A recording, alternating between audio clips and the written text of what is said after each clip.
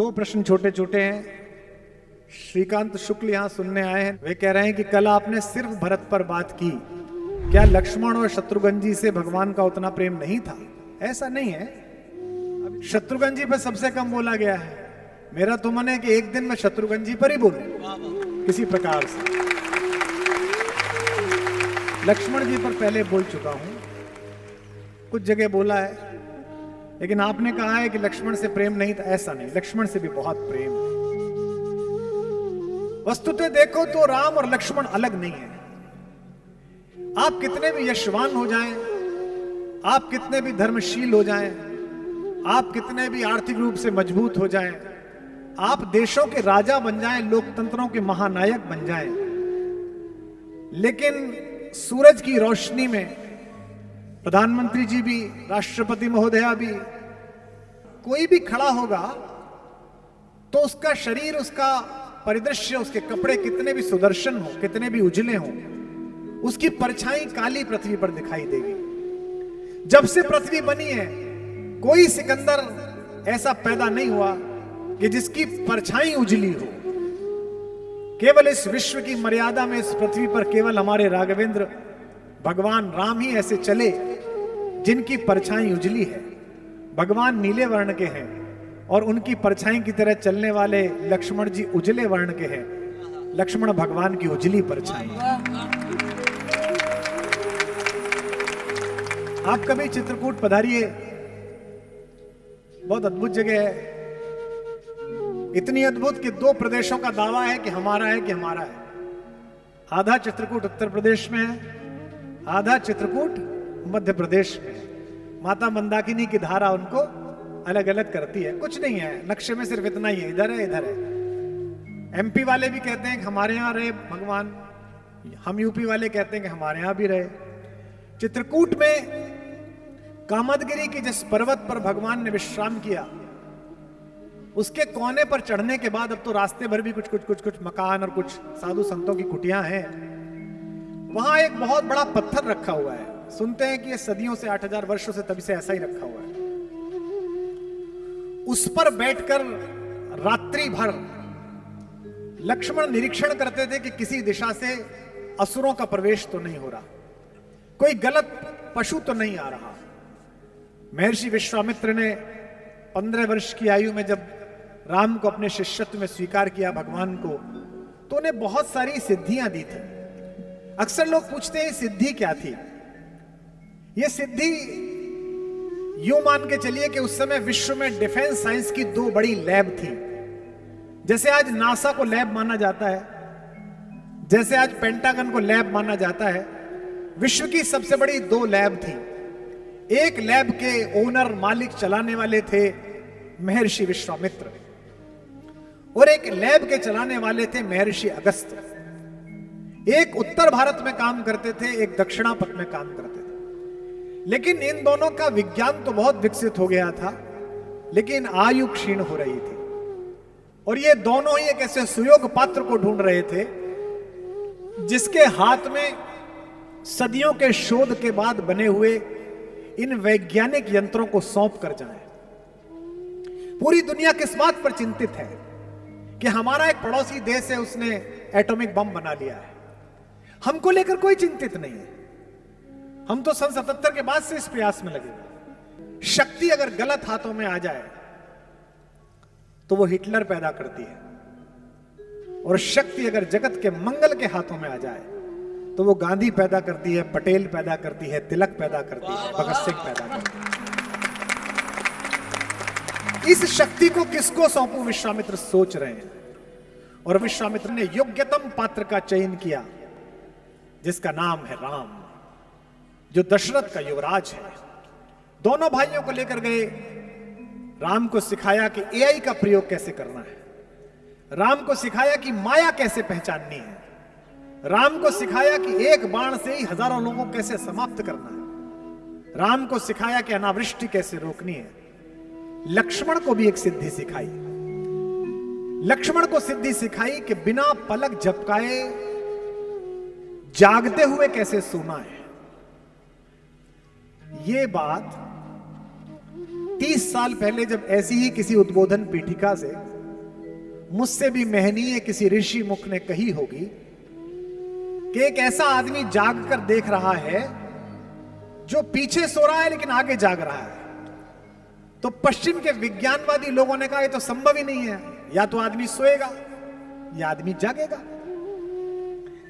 आजकल नया घर बनवाइए तो जो एआई और ऑटोमेशन का काम करने वाले आते हैं आर्किटेक्ट के साथ, करोड़ों रुपए लेते हैं आजकल।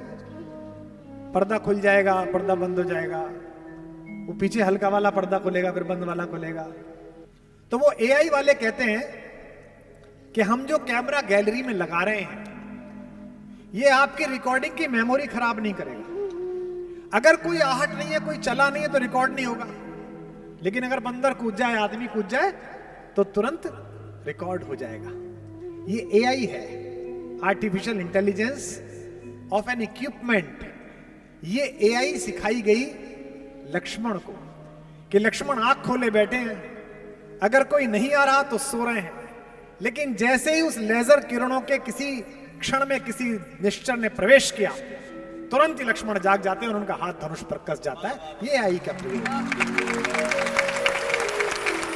मैंने कहा कि खड़ी बोली में राम की कहानी सबसे पहले अग्रवाल समाज के ही एक कवि के यश में आई।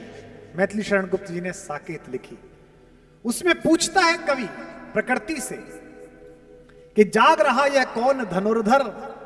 देखिए लक्ष्मण की प्रतिमा पीछे, जबकि भुवन भर सोता है, पूरी दुनिया सो रही है, ये कौन आदमी है जो जाग रहा है। और कैसा लग रहा है? ऐसा लग रहा है जैसे कामदेव ने वनवास ले लिया हो। भोगी कुसुमा युद्ध योगी सा, कुसुम के आयुध जिसके हैं ऐसे योगी जैसा पैदा हो रहा है। भोगी कुसुमा युद्ध योगी सा बना दृष्टिगत होता है, किस व्रत में है वीर व्रती है, निद्रा का यों त्याग किए, राज भोग के योग्य विपिन में बैठा आज विराग लिए। कभी पूछता है कि ये तो महल में रहने लायक है, ये कामदेव जैसा सुंदर व्यक्ति वलकल पहने हुए और अपना तीर चलाए हुए ये कौन जाग रहा है। विशिष्ट सुरक्षा प्राप्त लोगों के अंगरक्षकों को आपने देखा होगा, वो दिन के समय काला चश्मा लगाए केवल यूं देखते रहते कि किसी आदमी की किसी चहल पहल में कोई बुरा विकार तो नहीं है। लक्ष्मण इसी भावना के साथ रात्रि में देख रहे हैं। क्यों देख रहे हैं? कवि पूछता है क्यों देख रहे हैं, तो कवि को उत्तर मिलता है। कहते हैं कि बना हुआ है प्रहरी जिसका इस कुटीर में क्या धन है। इस कुटिया में ऐसा कौन सा रिजर्व बैंक ऑफ इंडिया है जिसके लिए ये आदमी बैठा है रात भर, जिसकी रक्षा में रत इसका तन है, मन है, जीवन है। उत्तर देखिए और बलिहारी हो जाइए। मर्त्य लोक मालिन्य मेटने स्वामी संग जो आई है, तीन लोक की लक्ष्मी ने यह कुटी आज अपनाई है। कवि कहता है कि एक रिजर्व बैंक नहीं, पूरी पृथ्वी के किसी भी प्रकार के धन की जो मालकिन है वो इस कुटी में बैठी हुई है। वीर वंश की लाज यही है, फिर क्यों वीर न हो प्रहरी। विजन देश है, जंगल है, निशा शेष है, निशाचरी माया ठहरी। तो लक्ष्मण तो मेरे भाई, क्या आपका नाम है? श्रीकांत। लक्ष्मण तो राम की उजली परछाई है। पैदा होते से ही लक्ष्मण को पता चल गया कि मैं किस लिए पैदा हुआ। हमारे जीवन के 4 हेतु हैं, धर्म, अर्थ, काम और मोक्ष। धर्म तो वो है जो हमें करना है। धर्मो धार्यति प्रजा, प्रजा जो धारण करती है वो धर्म है। रात्रि होने पे हम सोएंगे, ये शरीर का धर्म है। दिन भर का जो भोजन किया है उसका पाचक तत्व अलग निकाल दिया जाएगा और उसका अपाच्य सुबह ही सुबह हम त्याग देंगे, ये शरीर का धर्म है। लेकिन आत्मा का धर्म क्या है, उसका अर्थ क्या है, ये पहले दिन से लक्ष्मण को पता चला। मेरे बाबा कहते हैं गोस्वामी जी, 12 ही से निज हितपति जानी, बचपन से ही अपने हित के बारे में समझ लिया कि मेरा हित का पति कौन है, मेरा जीवन किसके चरणों में है। लक्ष्मण राम चरण रति माली। कल आकुल की मैंने पंक्तियां सुनाई, उसी का एक पद सुनाता हूं। बचपन में चारों बच्चों को एक एक सोने के पालने में लिटाया और पहली बार सबको दिखाना था राज दरबार को कि कौन से 4 बच्चे दशरथ के यहां पैदा हुए हैं। एक हमारे वे बाल स्वरूप, वे रामलला, दूसरे में भरत जी लिटाए गए, तीसरे में लक्ष्मण लिटाए गए, चौथे में शत्रुघ्न लिटाए गए। सब बच्चों के पैरों में घुंघरू बंधे हुए थे, सब आमोद कर रहे थे, सब प्रसन्न थे, नहाए धोए अच्छे कपड़ों के। एक बच्चा रोए ही जा रहा है और वो चुप ही नहीं हो रहा। वो चुप कैसे हुआ और वो कौन बच्चा था? यही श्रीकांत भैया तुम्हारे प्रश्न का उत्तर है कि पालने में लखन व राम जी लिटाए गए, पालने में लखन व राम जी लिटाए गए, लेटते ही करुणा सदन चुप हो गए, लेटते ही करुणा सदन चुप हो गए, लेटते ही करुणा सदन चुप हो गए। पालने में लखन व राम जी लिटाए गए, लेटते ही करुणा सदन चुप हो गए, लेटते ही करुणा सदन चुप हो गए, लेटते ही करुणा सदन चुप हो गए। किंतु लक्ष्मण कुछ ऐसा तेज रोए, किंतु लक्ष्मण कुछ ऐसा तेज रोए, जिन्हें रोता देख धरती गगन चुप हो गए, धरती गगन चुप हो गए, रोता देख धरती गगन चुप हो गए। राजवैद्य आए कोई रोग ना बता सके तो, राजवैद्य आए कोई रोग ना बता सके तो, ज्योतिषी भी करके यतन चुप हो गए, ज्योतिषी भी करके यतन चुप हो गए, ज्योतिषी भी करके यतन चुप हो गए। गुरु ने उठाया और लखन को राम के चरण में लिटाया तो लखन चुप हो गए, तो लखन चुप हो गए, चरण में लिटाए तो लखन चुप हो गए।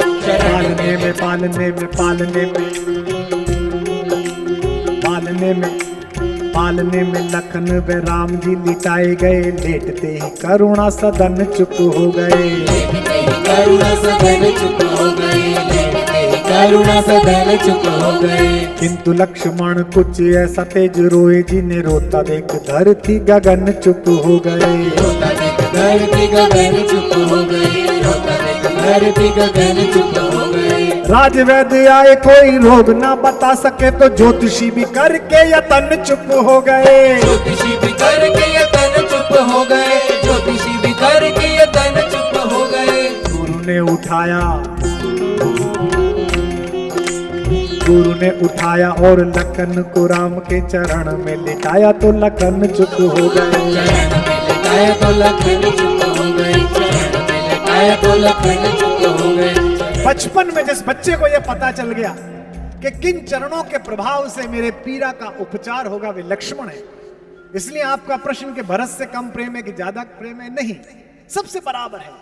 और लक्ष्मण की मां, मेरी मां सुमित्रा भी मेरी मां कौशल्या से कम नहीं। जाते हैं लक्ष्मण पूछने के लिए कि मां, भैया और भाभी वनवास जा रहे हैं, कि मैं चला जाऊं कि नहीं चला जाऊं? आप मां हैं, आपसे पूछने आया हूं। मां कहती है तुझे किसी ने गलत बता दिया, मैं तेरी मां हूं। कहती है तेरी मां तो सीता है बेटा, तात राम सब भांति सने। और कहती है कि यहां रहने से अयोध्या में रहूं या जंगल में जाऊं?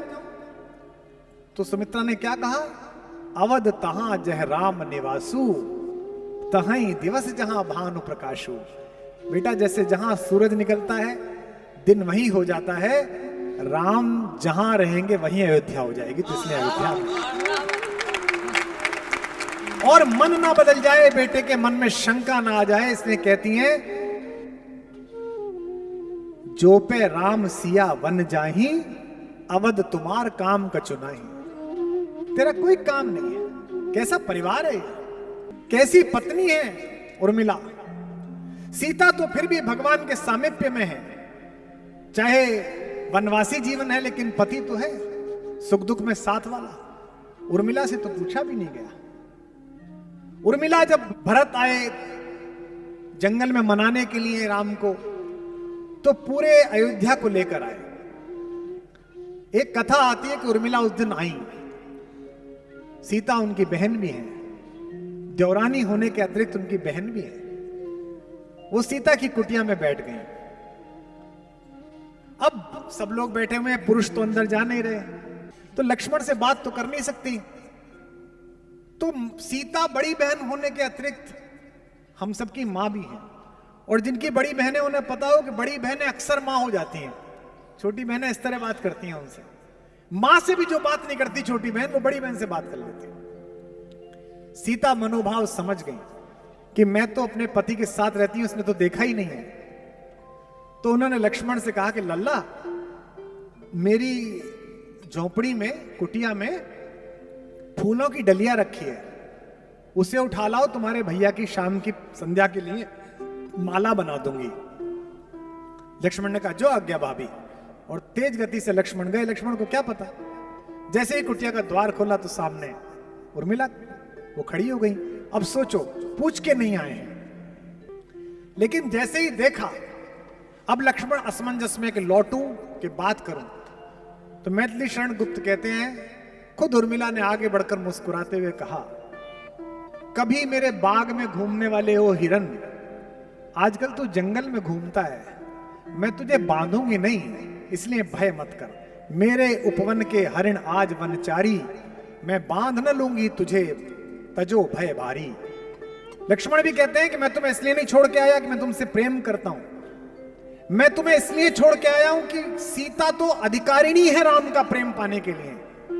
राम अधिकारी हैं कि सीता जैसी दिव्य विभूति और भगवती का पाणी ग्रहण करें, पर मुझ में तो कोई योग्यता ही नहीं है कि मैं सीता की बहन का हाथ थामूं। वन में तनिक तपस्या करके बनने दो मुझको निज योग्य, भाभी की बहना तुम मेरे, अर्थ नहीं केवल उपभोग्य। तुम केवल मेरी पत्नी नहीं हो, तुम जगत नंदिनी सीता की बहन हो। मुझे इस योग्य तो बनने दो कि कोई व्यक्ति ये ना कहेगी, अरे कहां तो सीता का पति मर्यादा पुरुषोत्तम राघवेंद्र, और कहां उर्मिला का पति, तो वे तो तपस्वी हैं ही, मुझे तपस्या करने दो।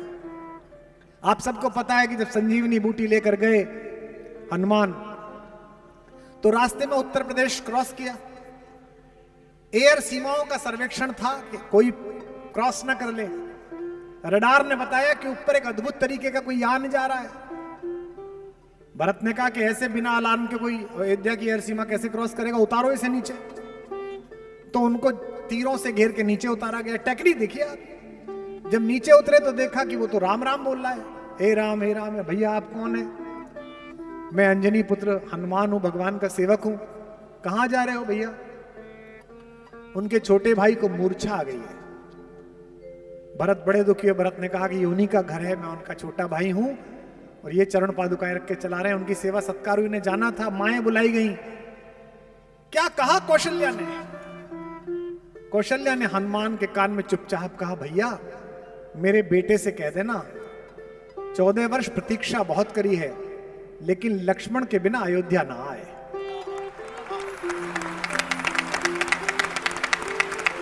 रोती हुई कौशल्या अपने आंगन की तरफ चली, पीछे खड़ी हुई सुमित्रा आई। सुमित्रा ने कहा, भैया मुझे पता नहीं दीदी ने तुमसे क्या कहा है, राम से कह देना सीता को वापस लेके आए। लक्ष्मण ना भी रहा तो मेरे पास अभी एक लाल और है, उसे साथ लड़ने के लिए भेज दूंगी। ये घर है। हनुमान की विदाई की तैयारी हो रही है, सब दुखी चिंतित हैं, और उर्मिला प्रसन्न है, चहक रही है। हनुमान भैया दूध पी लीजिए, हनुमान भैया ले। हनुमान ने अकेला एकांत पाकर चरण पकड़ लिए कि माता आपका पति मृत्युशैया पर है, मूर्छित है, और आप मुझे दूध पिला रही हैं, आपको तो कहना चाहिए जल्दी जा जल्दी जा। तो उर्मिला हंसने लगी कि भैया तुमसे किसने कहा कि मेरा पति मृत्युशैया पर है? हनुमान ने कहा मैं देख के आया हूं। उर्मिला ने कहा कि आप गलत फहमी में, यदि विश्वास ना हो तो 5-7 दिन रुक जाओ, मेरे पति को कुछ नहीं होगा। क्योंकि जम्हाई में भी रात को सोते समय जिस राम का नाम लेने से सुबह आदमी जिंदा उठता है, उसकी गोदी में यमराज छोड़ो महाकाल लेके नहीं जा सकता मेरे पति को।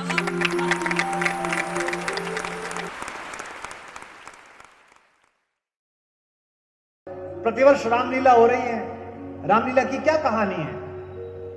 रामलीला की कहानी इतनी है कि एक दशरथ के पुत्र हैं जो वनवास के बाद अपनी पत्नी के एक अनाचारी के द्वारा हरण करने के उपरांत उसका वध करके वापस लौटते हैं 9 दिन बीतने के बाद। इस कहानी में क्या नया है? इस कहानी में कुछ तो अमृत तत्व है कि दुनिया के सबसे बड़े संकट कोरोना के समय भी यह कहानी भारतीय टेलीविजन पर दिखाई गई तो पूरी दुनिया की नंबर 1 टीआरपी लेकर वो कार्यक्रम भी आ गया। ऐसा क्या कहानी है?